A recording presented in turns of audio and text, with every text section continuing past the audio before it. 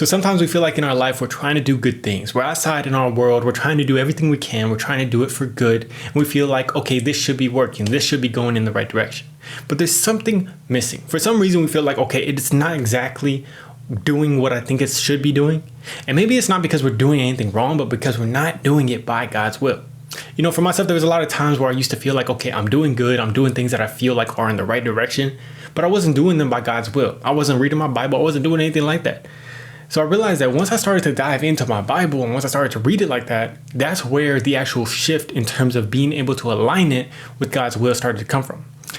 In the Bible, I heard about a story from David, and David is somebody that God loved very much, and David loved God very much.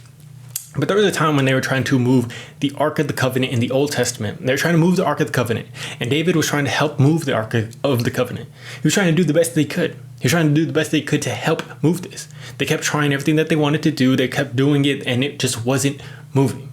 They were trying everything, and it just wasn't moving. And of course, David, he's very close to God. So he felt like, I'm doing it. I'm doing something good. I'm trying to do something good. Why is it not working? Why is this all not happening instantly?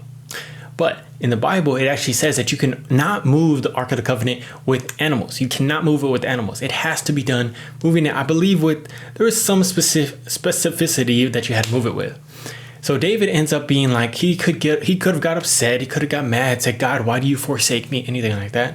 But instead, he went to the Bible and started looking at why this might not have been moving. So what he found in there is that you have to not move it with animals. So after that, he was able to adjust it and do it based off of God's will. So for a lot of us, maybe we are trying to do it by our own will. Maybe we're trying to do something and we feel like, God, why is this not freaking working? Like, this should be working. This is good. I'm doing good in the world.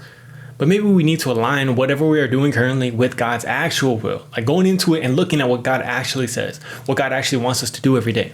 Because there's so many things that I've realized that at first I thought, okay, this is exactly what God wants me to do. But I realize now I had no idea, man, because I wasn't looking at my Bible. I wasn't looking at any of that. And I had no clue. I was kind of just throwing darts in the dark. So maybe if there's something you're doing right now and it's just not working out, you've tried everything, maybe you just need to go to the Word and ask God for that guidance in these moments. Maybe there's something there, that one little verse that's going to help you and take you farther than you could have gone if you continue to do it and try to do it by your own will.